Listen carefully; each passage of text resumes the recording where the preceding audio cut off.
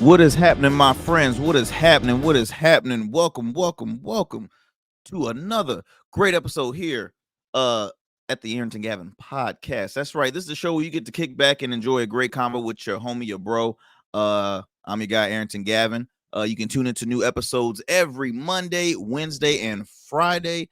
And this is brought to you by Rugged Evolution Beard Care. Rugged is the new smooth. So look, I'm so excited for this conversation, man, because I got family on with this time. He's a first-time guest, but he's no stranger to, I guess, people that are familiar with, myself, my work, the in Your City show, everything, man. I got my bro, comedian Syrok Foxx on, and we gonna chop it up about some pretty interesting stories happening really in the comedy world. I really want to talk to him about the state of comedy and current day stuff, what he has going on, and like I said, a couple of trending stories. I'm talking about Dave Chappelle is in the news, as well as Marlon Wayans. Two different conversations, but kind of all in relations to one specific comedian that had a viral interview. So again, I'm so hyped to have this gentleman on. He is a comedian, TV producer, director, actor. He is co-host of the #1 Sunday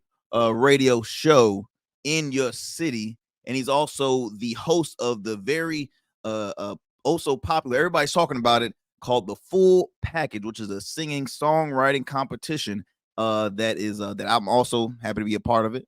But this guy, like I said, man, he's family. So excited to have him on. And without further ado, let me go ahead and introduce this brother, Comedian Syrok Foxx. Comedian Syrok Foxx. That's right. Hold on. I got something for you. Hold on.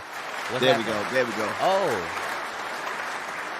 Oh, okay. Oh, yeah. You ain't know I had a live audience. Yeah. Where did you have all these people at? Where did they come from? Stop asking questions. Look, fan, what's going on with you, man? How's everything going? I'm chilling, man. I'm relaxing. I'm having a great time. I had to, we've done virtual interviews before. And so since this is the Arrington Gavin podcast, I decided, you know what? I'm gonna put away the drugs. I'm gonna put away the Thank you. I appreciate that. Normally my background it'd be some like new painting of some naked black woman. It'll be titties in the backgrounds. I was expecting titties, so, but it's okay. No. I want to let me add some class. Let me cover up my nipples, put on something, and show some respect for my boy. So I truly appreciate it. As you know, Syrok, this is about the nicest I've been to you, because people, if they're familiar with our radio show, we got a different relationship. We got love-hate. You're very disrespectful.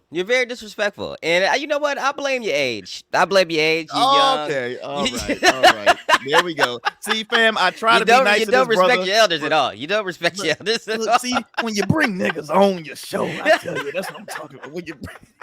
Man, look, we are, like I said, I've known you for so long, man. Like I mentioned to the folks, truly talented person. One of probably the funniest person that I know, and I truly mean that. Funniest person I know.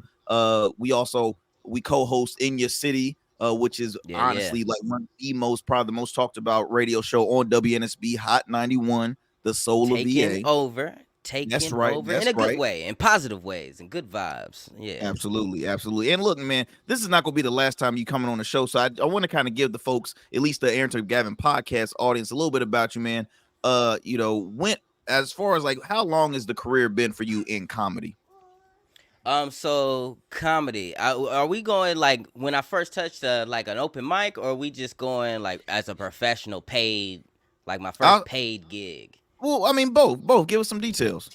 So I guess my first time on like doing anything stand-up related.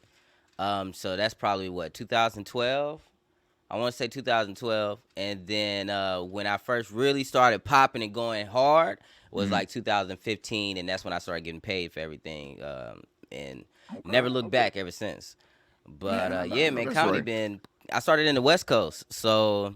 I started over at the Comedy Store in La Jolla, California, a place called The Hole in the Wall. I did the Hard Rock Cafe in LA. So it was just a bunch of open mics on the West Coast. It got me interested. And then when I came to the East Coast, I blew up the game. That's what I'm talking about, man. So how was that transition when you initially said, okay, look, I'm doing great on the West Coast. How was that transition? Did you like second guess yourself and say, you know what, if I'm popping over here, why stop winning, let me just stay here? Because I mean, it's almost Well, like starting fresh, right? When you go to different, yeah, the original plan was to start fresh. So the okay. whole idea was to start fresh. It just wasn't Virginia. It wasn't the East Coast.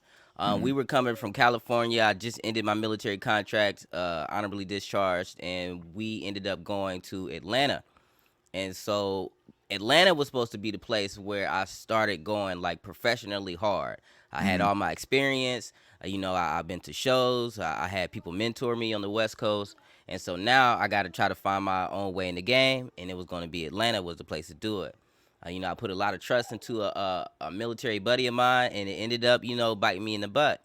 And I had to, pack up my family and just move overnight to Virginia and start completely fresh again.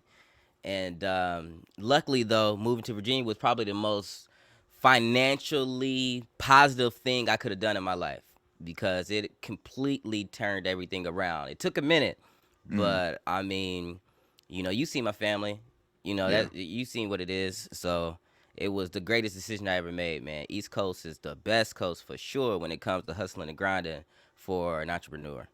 Man, respect, and I love how you mentioned that, just the transition, how you started, how to start fresh, and just taking those risks. Because here on the pod, I do try and throw in some gems when it comes to entrepreneurship. Because like all of us, man, I always say, look, I'm still a student, I'm still learning. We're all still learning. I mean, Yeah, markets change. You don't know what the next day always comes across you, and things in that nature. But I mean, again, it's up to like guys like you and me, especially hearing us on the airways. We got to keep everybody informed when it comes to like, hey, look, this is what you got to do. I mean, you don't got to yeah. take it in consideration, but at least jot it down on notes, and you continue to hear stories Man, like that to the hopefully help amount the of next. times we had to, the amount of times we had to reinvent ourselves and Shit.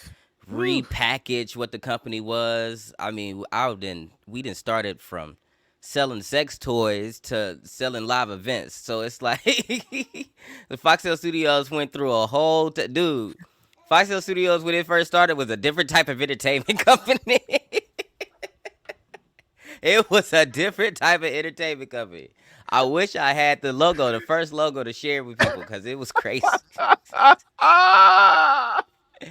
It sorry. was crazy. I'm predicting it. Oh, and you know what, folks? For the listeners and the viewers out here that are tuned into the pod, one thing you have to know about Syrok and I. So we each had our own platform when it came to like as far as digital shows. So I Yeah. had initially our Smooth Club podcast. That was my that was my whole vision, and just the fact that boom, having a platform with different, really just men from different backgrounds, different age groups, just chopping it up, right? Talking about everyday Yeah. conversations. And so Rock, happened to be a person I was interested in having on as a guest, because we started to incorporate guests on the podcast. And Syrok Mm-hmm. was hosting a show called In Your City, which was a late night talk show vibe. Man, it was very successful. Had, I mean, stars, comedians, actors, business people. I happened to be a guest on his. He was a guest on mine initially. Syrok came on, and I'm like, this man came with makers, mark, shoot, glitter. I'm dressed to He a had my T, own and I'm like, glass. his Had my own own glass. glass, dressed I up. felt some type of way, because I'm like, I had, I'm good. So I'm like, all righty, We all were right new. then. We were new acquaintances then. I don't That trust was people true. glasses. I don't trust. I ain't trying to get drugged up and dragged out and have ketamine in my system. I'm not trying to. I'm not trying to do it, bro. Yeah, you ain't gonna That's drag me off set. that story. That sounds kind of familiar. That sounds kind of familiar. Shout out to our girl Michelle. But but man, we knew we both were like, hey, look, we had a vision where we wanted to see our platforms go, man. And Yeah, again, folks that are in business, man, we took that leap of faith and say, you know what? How about we merge it together? How about we start something together, and let's see how it goes, man. So now you got our Smooth Club presents In Your City, and we're a radio show. We were on a local TV as well here at Sky 4, we did about 8 episodes there for a season. And we know we haven't gave up on heading back to TV, but right now, radio has been treating us good. And again, like, we get great reviews from it and all that great stuff. So again, yeah, I just wanted to kind of give the folks a little bit of background about you, man. And let's get on to some of these stories. So and if you just now tune into the Arrington Gavin podcast, I am your host, Arrington Gavin. Joining me for this episode, this is episode 62. No, I lied. dang, you at 63. Episode 62, 63. Episode 63, actually. My 63. bad. 63, man. It's hey, look, consistent, man. Consistency is, I'm passionate about it, but it's no, this is a hobby. This is fun for me. This is so much fun Yeah. doing this where I get to chop it up with my friends. And yeah, episode 63. Again, you can tune in wherever you listen to your podcast, whether it's iHeart, Spotify, Apple, wherever you get your podcast. Also, you can please subscribe to the YouTube channel R Smooth Club Media. R Smooth Club Media. Facebook is our Smooth Club Podcast. You can find us on X as well as Rumble too. Rumble. Calling Twitter X is crazy to me, man. I know. It's like I want to say like formerly known as Twitter, but I mean Twitter X. Everybody know what we're talking about. It's ridiculous. X. I can't get used to it. It's hard. It was already popping on porn wise, but I mean it's just. This man. They just one thing about Syrok is Street. nasty. Syrok, like I say on the radio show, stop being Twitter, nasty. Hold on. That's not me. Twitter is just like that. You could be following a congressman, and then in his comments, it's gonna be somebody popping it open. Have you ever been swallowed? I'm telling you. Have you ever swallowed? Y'all get me off track. Y'all get me off track. But look, man, we had a fairly popular episode not too long ago on our radio show where even like folks were saying, "Hey, are you and Syrok cool?" And I'm like, "Why wouldn't we be cool?" Like we had the airways, we had the people. Which talking. Is crazy because me and Cam fight way more on the air, and no one asked us our relationship status. Like no one. Me and Cam argue almost every episode about something. But they don't never say nothing. We disagree on one subject one time.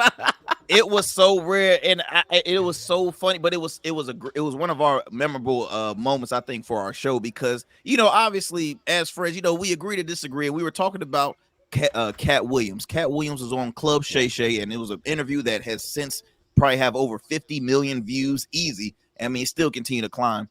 And he was on Club Shay Shay, hosted by Shannon Sharp, and Katt Williams had went off. He exposed a lot of shit when it came in the comedy world and directed to comedians, guys like Steve Harvey, guys like Cedric the Entertainer, Ricky Smiley, Michael Blackson, Faison Love, Kevin Hart. Like he named a lot of individuals, and we had our opinion on the whole thing, man. And since not just that conversation, but really since that interview, any new stuff in your realm in comedy, kind of like, has it been kind of iffy in the comedy world in a sense? So my opinion on a few things hasn't changed, but my outlook on the aftermath has. Now, originally I said about well, let's take it back. Let's jump into it. So the big debate right now is what Dave Chappelle was calling out Katt Williams for, which is you don't take another man's, you don't block another man from getting his dollar. Like that ain't player. Like state your grievance, but when you cross the realm of affecting a person's money, it's kind of disrespectful, and that you don't need to be doing that. And so my opinion on that is, and I hate to say this because Dave Chappelle, my number one comedian, he's on the top of my list. Like he's number one for me, but he's wrong. Because when the last time you mentioned some of these comedians? When the last time you really talked about Faison in the comedy aspect?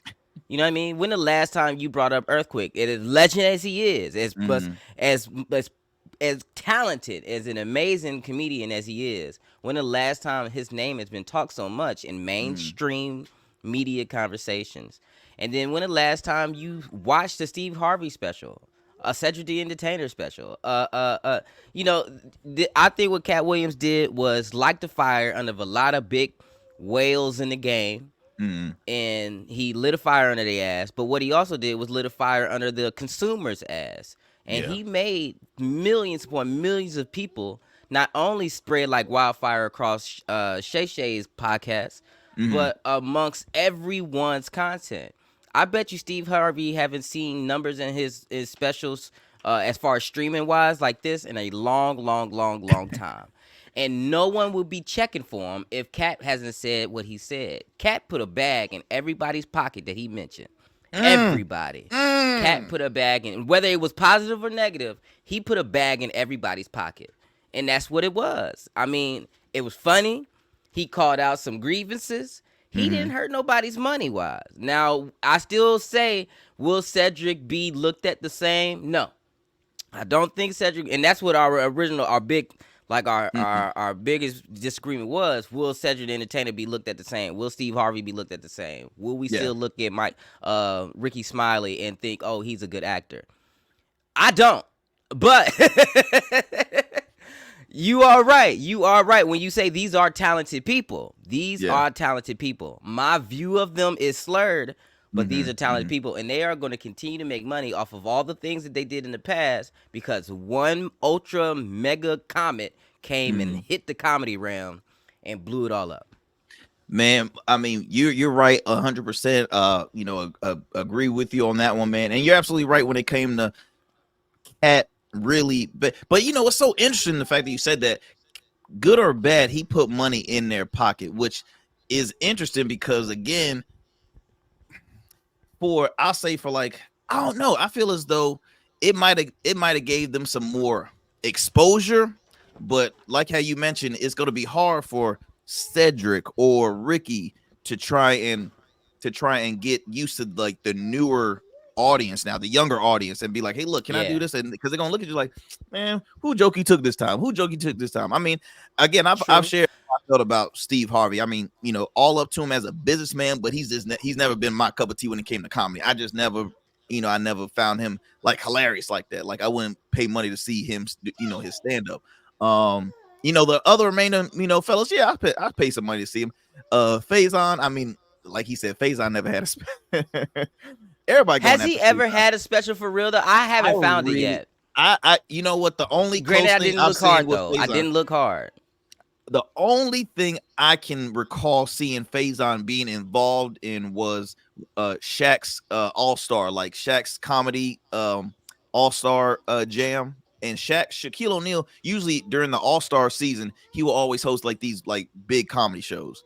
He's had Monique host before, he's had D.L. Hughley, he's had Mike Epps host before. He's had Cedric host, I think, the very first one. This was back when like Nelly and Ashanti was first involved, like in the old days. So in the past, he had Faison host, but I've never seen, I can't say I've ever seen Faison host a special. And it's hard because, I mean, we know guys like TK Kirkland got plenty of special. He's an independent comedian. I mean, he does a hell of a job. We're talking about one of the great, oh my God. But I never seen Faison with a special. Same with like Ricky Smiley. Ricky might have had one special that I can recall, and he's supposed to be having one later on in this year. Which, I mean, that would be good to kind of see what his material is going to be talking about. Yeah, so now all eyes is going to be on it. Do you think before Katt Williams said all this, would people really be listening hard to a Ricky Smiley stand-up comedy special? Because I know I wasn't. I would say no, because I feel as though Ricky's always cater to one base. Like, I mean, I don't see a lot of white people. Church ladies. Yeah, like I feel like he always had a cleaner crowd. I'm sorry you hear the rattling. You see this guy? So he's trying. He trying to act professional. This man done got some. It's cool. It's cool. It's fine. I didn't eat yet. I didn't eat yet. And he got some cookies. Are them cookies? Are them cookies I see in there? Them are cookies. I have children. You know that, Arrington. That is true. That is true. You know I have children. This is what those cookies are for. I love it, man. I love it. But no, like Ricky always had that main demographic. But I feel like all black people should have known somewhat of Ricky, but I think it was based on his radio show. His radio show is extremely successful, so a lot of people know him as a radio personality rather than a stand-up comedian. Wait, he does have a funny segment, the prank calling. So Steve Harvey has a funny radio show too. They do have funny actions and funny, like, they say funny things. But I would say though, I don't know about stand up. I would say for Ricky though, I feel as though Ricky does a little more involved with his comedy on his radio show than Ricky, because Ricky got about 8 other co-hosts on that show. Steve, I'm sorry, Steve. Steve has like 8 other co-hosts on that show. 3 of them I know for sure are comedians. You got Nephew Tommy. I know you got J. Anthony Brown. He used to be on the Tom Jordan show. Mr. Watch out there now. J. Anthony Brown is hilarious. That's a I see another hit. Is that one? Is that the missus? Was that the missus? Was that the missus? But yeah, Janity Brown. So I don't see how Steve Harvey can attract so many talented stand-up comedians and not want to hit the stage himself. Like I don't see how he can just say that that's done, no And he matter stopped at how high you get.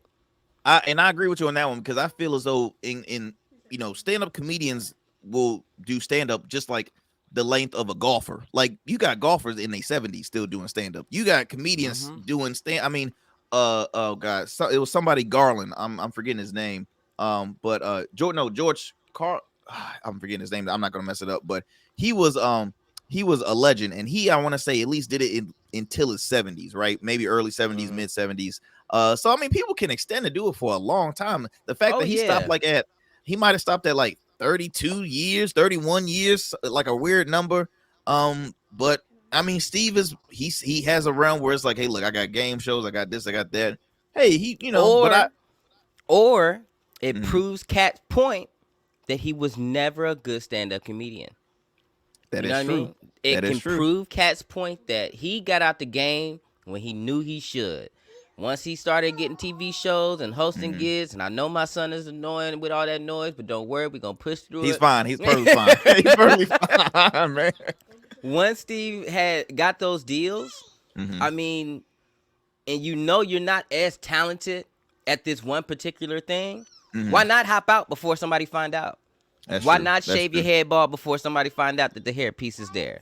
Why not get off the stage before someone finds out that you've been stealing the majority of your hard-hitting jokes? And that's crazy. And I think it's sad the fact that, they resurface old interviews with Mark Curry talking about it. But the fact of the matter is, it's like, okay, they look at who's more superior when it comes to their pocket, when it comes to, success. They're going to believe the person that's up here and think of Mark Curry. Mark Curry is a legend. People forget, like, hang on, Mr. Cooper was the shit, okay? Mr. Cooper still was the vibe. And he just disappeared, and I never understood why. He got buried.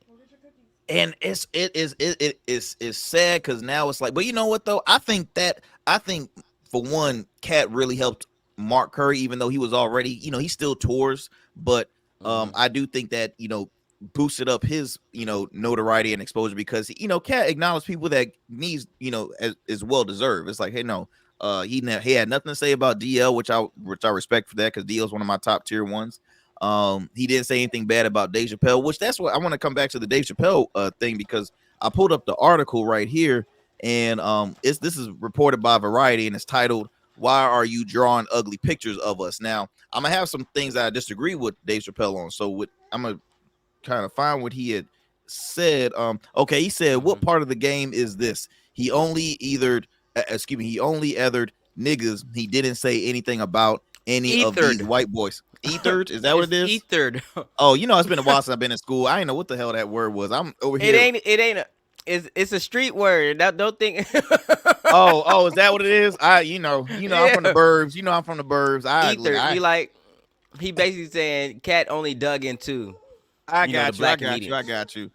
He didn't say anything to these white boys. None of these white boys function like that, Chappelle said. So then it says, Katt's one of the best painters in the game. So why are you drawing ugly pictures of us? Stop. Now, normally during small shows like that, they always will, tell people, hey, don't bring out your cameras and this and that and the other. So, I mean, I can't say like Chappelle wanted to, go viral like that, but he just said, hey, look, I'm saying this in the mix of, in this room. I think, later on he said, hurt people, but I am a hurt person that never hurt people, and he does it all the time. Fuck this one, fuck that one, fuck this one, Chappelle said, impersonating Katt Williams. But nigga, I didn't hear anything that you did wrong. He didn't do nothing wrong. Katt didn't do nothing wrong. Katt was talking about shit that niggas did to other niggas, but not about anything that niggas did to him. Now that's where I disagree with Dave Chappelle because obviously Katt was responding to Cedric the Entertainer about the whole taking a joke, so that was one. And then on top of that, he was also responding to what Ricky Smiley said too. Ricky didn't make a personal attack to Katt, but he was just trying to give him the correct version of what Ricky Bro. was really talking about. So, in a sense, like that, I disagree with Dave, but though I disagree with Dave, but I do agree with the fact that, hey, look, comedy is not just black people. Let's be honest. I mean, you got white Right. comedian, you got Matt Rife, you got Joe Coy, you got of course well, Gary Owen, but I know I think mentioned about Gary Owen It's a once. lot of them. It's a lot of them, but you know, in a sense, was Dave Chappelle somewhat right? The fact that, man, I mean, don't go on a social media platform to say this shit. I mean, go, kind of go, behind closed doors and talk amongst personally, because now it's like you're causing separation within the community of. Yeah. I mean, what's your take on, like, Dave Chappelle So comments? it's a complicated answer, so it's a 3-part. Hopefully I'm freestyling. Mhm. So forgive me if I slip up a little bit or make a mistake. So part 1 out of the 3 parts. Mhm. We have to first call out Dave Chappelle for being a slight hypocrite, because he called out 2 people who he said, jokingly or not, stole his show. Remember when he came back from the hiatus and he was talking about, he was playing around a little bit, and he was like, yeah, I had to watch these 2 brothers do my show in front Yep, of yep, millions yep, and make the yep, money that I was, you know what I mean? yep. So it's like, although you wasn't as negative as Katt, although you wasn't as confrontational, although you wasn't as loud, you were still doing it. You were still calling out people Great who point. stole your jokes. You were calling out people who stole your concepts. You were calling out people who stole your show's ideas. You were calling out a lot of people who done you wrong and was moving like snakes in the industry, affecting other people. You were calling out your environment, which brings me up to my point, my second point. You call out the things that you see. You call out the things that's around you and your environment. Saying that Katt Williams didn't call out the white folks, it's like saying NWA wasn't calling out the meth dealers in Arkansas. You know what I mean? Like, NWA wasn't around the meth dealers in Arkansas, so they can't rap about the meth dealers in Arkansas. They was around the niggas selling crack in LA. So they was talking about the niggas selling crack in LA. Katt Williams is not around Joe Coy. Katt Williams isn't around the cable guy. So how can he comment and complain about them stealing material and doing other people dirty when that's not his environment? His environment is amongst black creatives. And unfortunately, there's some black creatives on that list. And this moves on to my third part, that are bullies. Do you just let these people roll over you because they're the same color as you? No. I'm not going to let you punk me off my platform, rob me of my art. And then, because we're the same color, I'm not going to say nothing about it to the public because I don't want all black people to look bad. Fuck that. You steal from me, I'm not only going to take it back, I'm not only going to put a stamp on it to say it's mine, but I'm going to tell the other niggas that's around me, this is a thief. This nigga stole from me. This is mine. I don't give a damn about black unity at this point in time. This person, this human, black, pink, yellow, green, stole my art. Fuck them. That's just how it is. And then afterwards, we can talk about black unity. But kick this nigga out the unity circle until he apologizes and get my shit back. You know what I mean? I'm all for black people looking good. I'm all for us coming together and doing what's right and building that, what we always talk about, those cliche words where it's like build generational wealth, rebuild Black Wall Street. All these things are possible. But it's like when you see something wrong, you have to acknowledge it. You can't just let it slide. Yes. You can't just let it slide because they just saying, nah, bro, give me my shit back. Yeah. And I think, honestly, like 15 years ago, Dave Chappelle would say something differently, because I feel as though now, let's be honest, Dave Chappelle is killing it. Like, ever since his first special on Netflix, Dave has been kicking ass. Like, I'm sorry, but Kevin Hart is the shit, but Dave Chappelle's been destroying it. Most definitely. I mean, $60 million here from Netflix, another $60 million for some more specials, creating his own specials for Lunel and Earthquake. I mean, he's obviously more he's a person where everybody's gonna come to him with answers, and it's almost like he's like the Mm-hmm. LeBron. He's like the LeBron. Everybody's gonna come. Hey, well, LeBron, what'd you think of the shooting that happened in such and such state? What do you think about Katt Williams' interview? What do you think about? He's gonna have to represent a full community. So he's like, okay, look, let me say some kind words and not come across as, oh, I'm in all agreement with Katt. Because let's be honest, Katt's brand has always been controversial. It's nothing new. That's always been Katt. Katt will tell you right now, when I started, I was here to tell the truth. I started off by, if I saw something wrong, I'm gonna say something about it. And that's always been his brand. And that's why people, I think, continue to support Katt, because like you had mentioned, Katt's an independent comedian. He's not a corporate guy. He's independent all the way. Did someone take did someone this dude man, you say you just got a puppy? Stick with him. Stick with him. Don't rush nothing. Don't rush nothing. Because if you just don't rush nothing. But I'm following you. Don't worry, I haven't lost a beat of the conversation. Oh my gosh. I love it. Well, look, man. So moving on to another story. Still somewhat involving Katt, and we had the conversation on In Your City, because Katt had brought up I think the whole wearing a dress in Hollywood in certain roles, and I'm gonna see if I can get this audio, because Marlon Wayans, another comedian actor known from the Wayans family, really a historic, legendary entertainment fam. This man eat this cookie. Oh God, I'm scared. It's for my kids. It's for my kids, Arrington. I'm sorry. You took that cookie like I'm like, okay, you about to do something. Let me go ahead and see if I can find this video of let's see here. So a while back, this is Marlon Wayans talking about what now? This is Marlon Wayans giving his response on the whole wearing a dress. I'm gonna try and see if I can pull up the I'm gonna see if I can pull up. Well, considering audio. He made white chicks, he definitely going to be against that comment. All right, let's see if I can pop that boy up.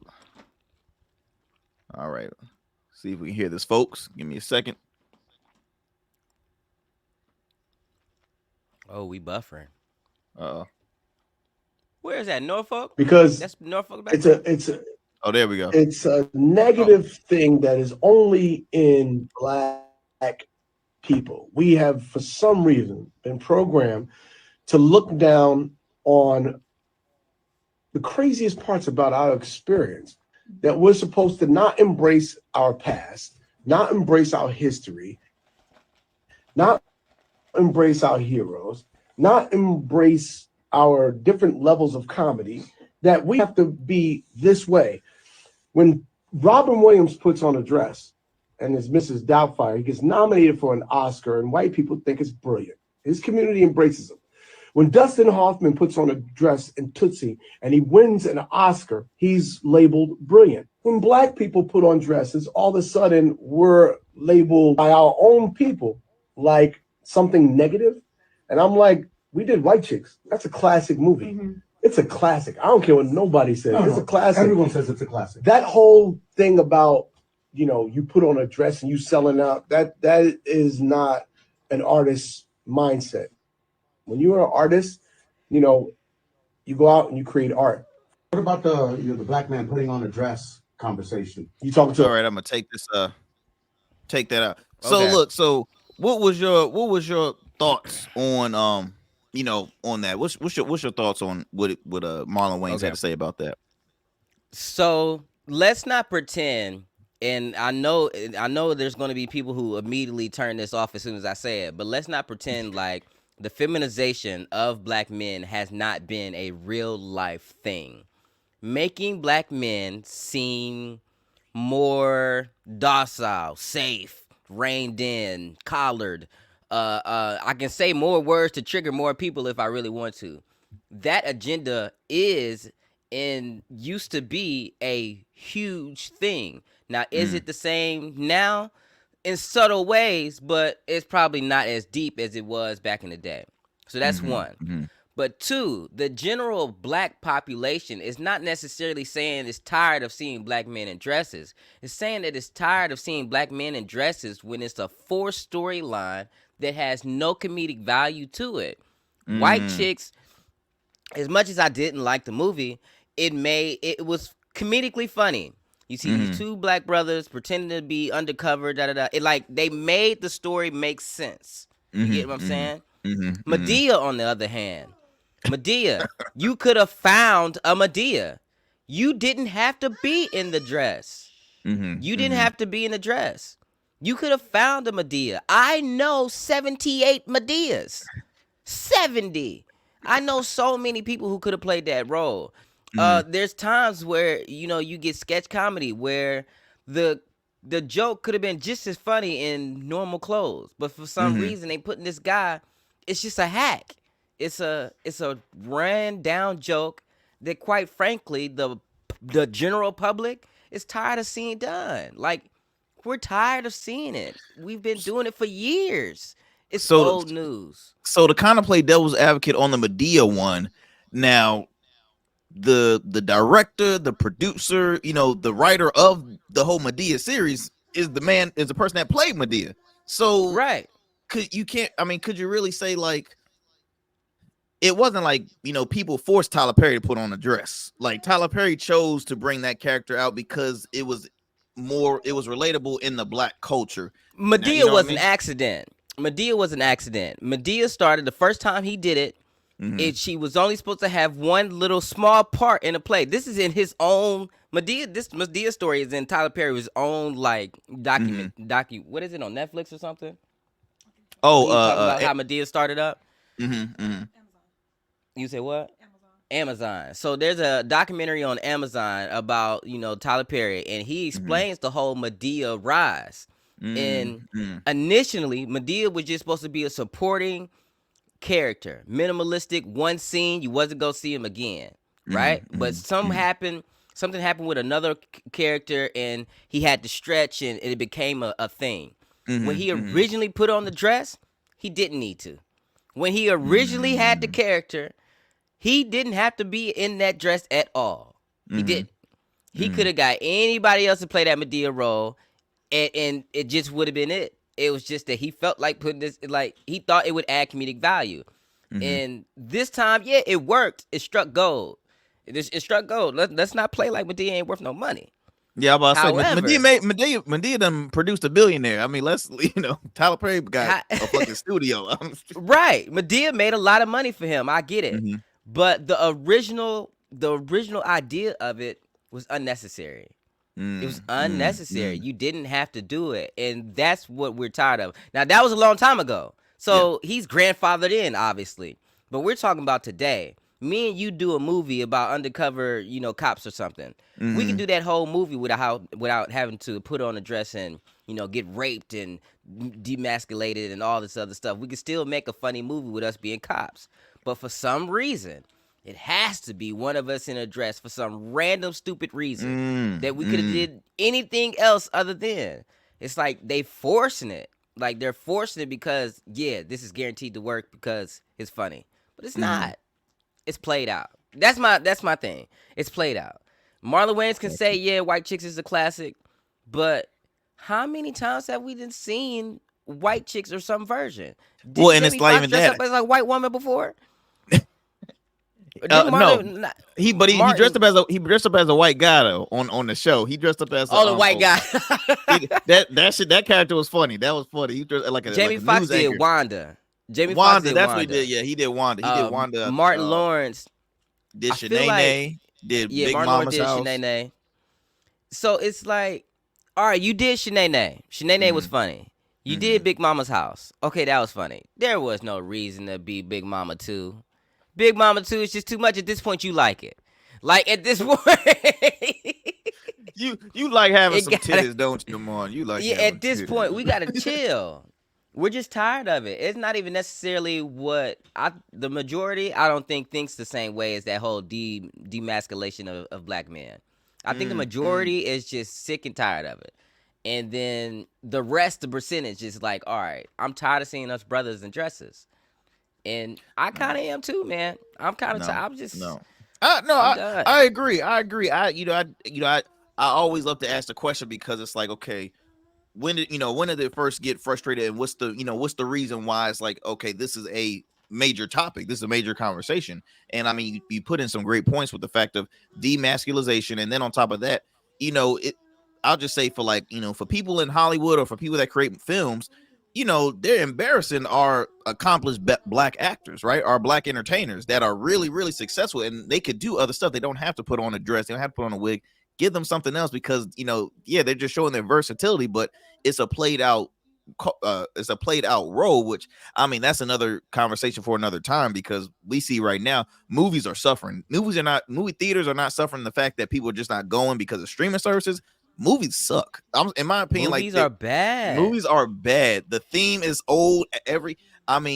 Tom Cruise is doing Mission Impossible 500. Fast and Furious is on about their 3000s, series. It's just, and it's like people are tired of it. People are tired of the same old. So how you don't expect people to be tired of dresses? I personally will never watch another slave movie again. I am done. I will never watch another slave movie. And I'm just using that as a parallel example that I'm tired of seeing brothers in chains. I'm sick of it. I'm sick. I just knew by now we were going to have some type of slave movie where the slaves just go crazy and kill all the white people, and it has never happened. So I'm giving up. I don't want no more slave movies. I'm done. I mean, I'm tired of Power Ranger, Marvel, you around all this shit. Look, you a writer, Syrok. Why don't you put that film together? Why don't you start pitching that? Not no slave movie. I'm done. I'm telling you, I'm tired of seeing dirty niggas. I'm tired. I want to see bathed, well-dressed black people. Well-dressed. You about to get kicked out. All seriously, we about to lock him in a room like Cinderella.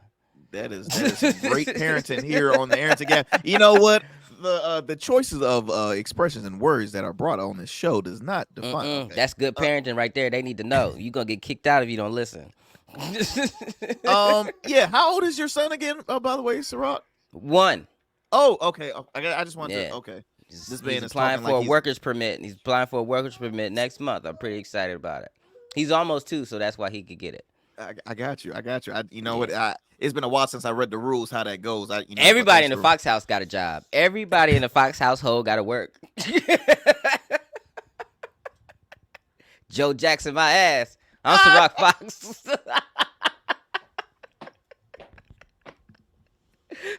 Oh shit! Oh god, man! Great insight. Like I said, man, you gonna keep on coming on the show because we can talk forever. But no, I can imagine my opinions ain't too popular though. I mean, I gotta say my opinions probably ain't popular. It's probably people who love white chicks and want to see Marlon Wayans in a dress again. But you know what? Personally, though, I would say this is, for coming from Marlon, is he hasn't done another dress like a woman role since White Chicks. So I mean, to speak on just that one role, I mean, Marlon is like, come on. I mean, it's you're speaking about, like you said, it had a funny, gaff to it. It had a funny theme to it. It worked. Yeah. Obviously it won't work in today's era because, we got the cancel culture and everything. Well, that kind of that takes me to the last thing I wanted to talk with you about, Syrok. How would you define the state of comedy today? Because you still, cancel culture hasn't died. You got so many sensitive ass people out there. I mean, obviously we talked about on the radio show before. I'm surprised we ain't never get booted off, but we still on air. But you have so many, groups protesting of this and that and the other. I mean, hell, Netflix tried to kick off Dave Chappelle because Dave Chappelle comes after a certain group in his specials and goes after them hard. How's the state of comedy in your opinion happening? How it is right now? So I've been tapped into the pulse since 2012, and I can unequivocally say that the stock in good stand-up comedians have never been higher. Have never been higher. If you are a good stand-up comedian, you don't even need a comedy club. That is the best part about it. You don't need to do the same thing that the old school comedians used to do. The old school comedians used to find a circuit, work a circuit, get promoted to the next. You on a the chitlin circuit, you work your way up to a chain comedy club like Funny Bone, or you You work through the Funny Bone or you work through the Laugh Factory. You work through these chains, and then you get boosted up to, da da da da da. But now, the way the game is set up, you can never step into a comedy club and pull $2, $3, $4,000 a show, and that's off good business sense, and hard work ethic and a great team. I haven't stepped inside an actual comedy club, like a real comedy club that's strictly for that. I haven't stepped inside a comedy club in like 2 years. Wow. But I've been selling out shows. I've been on tour. We've been doing radio shows, TV shows, pilots, movies, theater, you know what I mean? And then self-produced comedy shows with, singing artists and hip-hop artists, and we sell out. And these are 100% going back to the company. Wow. Like, I don't have no middleman. I don't have no one saying, yeah, do this show for $75 and a burger. I don't have nobody coming to my face and saying I can't do this and can't do that because of blah, blah, blah, blah. You only get 5 minutes, blah, blah, blah, blah, blah. No. If you're a good stand-up comedian, the stock in storytelling, the stock in being able to convey a positive message or negative, depending on what type of comedian you are, it's at an all-time high. You can feed your family, man, I guarantee you 2-3 times over. You are going to make money in this game if you're a good storyteller. Damn. So okay, so you answered my question in a sense because you said, being a good storyteller. Would you say the fact that comedy is, like you said, at the highest in stock wise is because people are tired of the BS, right? People need something to like lay low and just like, boom, this is like my time to, just let loose, let my head down. I got to sit back. This is my comfort zone. Like for me, like I love comedy. I love all comedy. I love the most unfiltered ones that don't care. I love them all. And every time, I go to more comedy shows than I do music concerts. That's just the God honest truth. But would you say the fact that it's at its highest point because, we live in a world where, hey, it's inflation. People are, not doing so good as far as like, providing for, their family. It's hard times right now. So it's like we have to, fall on something to help uplift us. Will you kind of, agree with me on that one? Or? I think I do, but I'm not sure. So I'll answer it the best way. I answer it in a short synopsis of what I'm thinking. And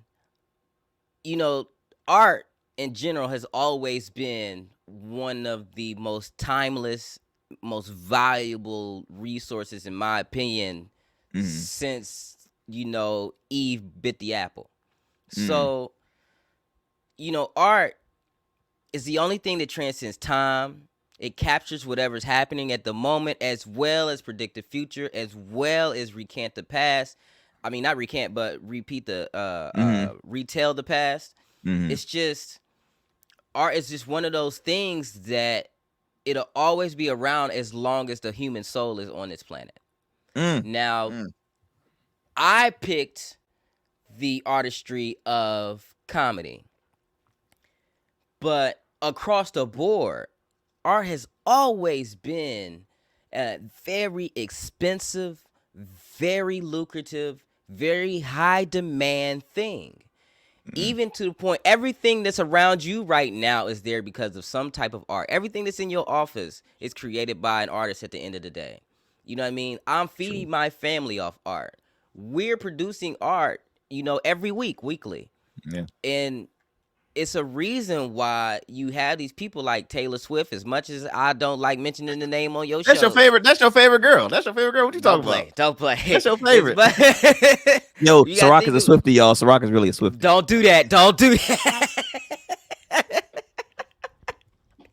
But you got people who haven't even been on this earth that long, like XXX Tentacion. I hope I'm saying it right. The Triple X guy. These people who passed. They're called legends because of the art that they created. As brief as it was, it affected millions. Yeah. Come on, we're never going to go anywhere. I just think that when hard times happen, people have to resort to the foundation. You resort back to what you know. And when you were a kid, when you were adult, getting stressed out, you resorted back to some type of art to What if it was playing Anita Baker real loud and cleaning on Sunday morning? Whether it was taking watercolors as a kid and putting your fingers all in it and putting it on paper. You were doing something to take your mind away or to amplify your life. Very Art true. is amazing. It's always going to be like that. So when people are going through these problems right now, stand-up comedy to me is one of the best art forms of all time, second to music. You know what I mean? Besides music, stand-up comedy is up next. And that's why I think people love us so much. I think people connect to the stories we tell, wish that they can be as upfront with their pain as we are, and we cry, laugh together. Man, well said, brother. Well said. Well, look, before I let you go, man, how can people continue to, follow, support you, man? What you got going on, man? It's 2024. I know you're a busy guy, so what you got going? So we headed to when is airing? This will be airing tomorrow. Oh, okay, bet. So we headed to Vegas to do a few things. Media weekend. It's gonna be amazing. We're gonna pop in and out of a few places, say hi to new fans. I'm going with my wife and our girlfriend, and we're doing new TikTok content. So make sure you follow me at The Real Syrok or Syrok Foxx. You Google Syrok Foxx or any search or anything like that. You find me SYROKFOXX. And I will pop up on that social media platform. I'm not private. Everything is in the open.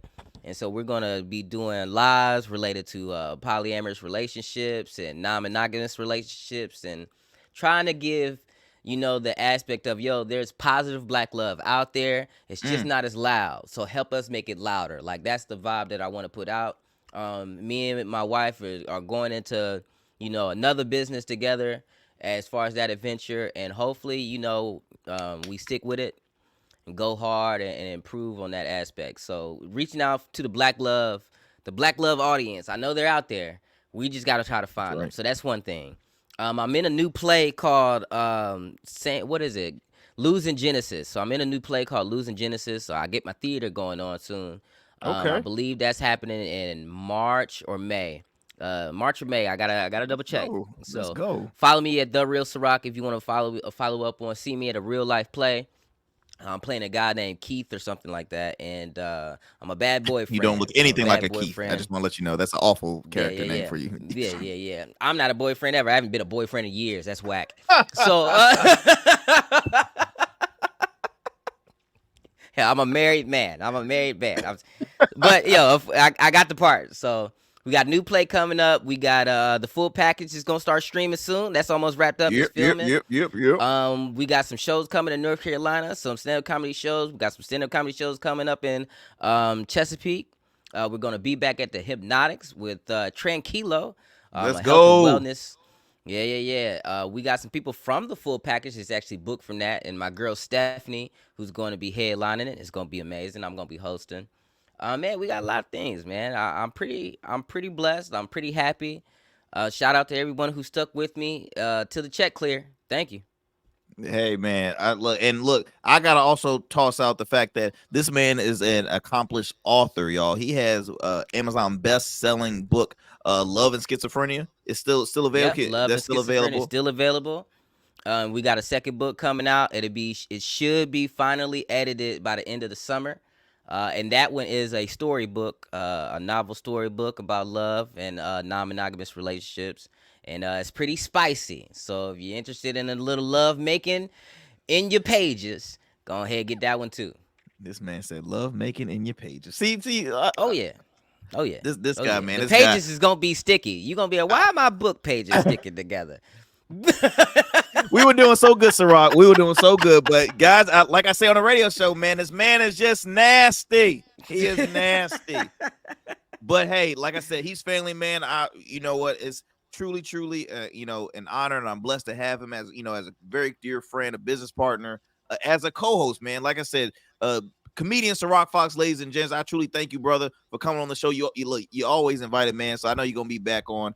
Be sure to continue to tune in to the Arrington Gavin podcast, y'all, every Monday, Wednesday, Fridays, 10 a.m. Eastern Standard Time via podcast or wherever you get your podcasts from. Also on YouTube, 1 p.m. Eastern Standard Time on our Smooth Club Media. Don't our forget YouTube to tell page. them about your OnlyFans. Don't forget to tell them about your OnlyFans. Do you be leaving that out? And I'll be like, why don't he tell people about his link? Go ahead, you got it. I mean, you kind of already said that, sir. I didn't know I had one, sir. I didn't know. You know what? Where is that? Can I get him off the camera? Because I haven't done that. No, you a genre. No, wait, no. I'm about to You know you a genre. Bald and bearded, that's a whole kink. That's a whole kink. See, y'all see what I got to deal with, y'all, every Sunday at 12 p.m., y'all, in your city. Please tune into the show every Sunday, 12 p.m., WNSB 91.1 FM, the Soul of V8 in your city, hosted by myself, my good brother, comedian Syrok Foxx, and hustle queen, Miss Michelle Young. And I can't do it without also our awesome producer, Mr. Cam Godley, and also behind the scenes too. We got to shout out Alvin, even though Syrok be talking shit about him on the show. We got to shout out Alvin. Alvin, you know how I feel about Alvin. This man just goes after his life like every show. Where did this come from? I don't even know. I don't even know how it started. we don't. That's the thing. We don't. At this point, I'm just bullying him. I'm just bullying him at this point. It's pretty mean. You said, what are those unzipped pockets? Get the fuck out of here. You don't know. like God, what happened, man? And also, y'all, if y'all not in the Hampton Roads area, no worries. If you can't find us on that radio dial, you can download the WNSB app. It's free, so you can listen wherever. And then again, you can listen to past episodes on our podcast platforms as well. So again, y'all be easy, stay blessed. Again, I want to thank my good brother, comedian Syrok Foxx, for coming here on the show. Look, until next time, I'll see y'all on Friday. We out.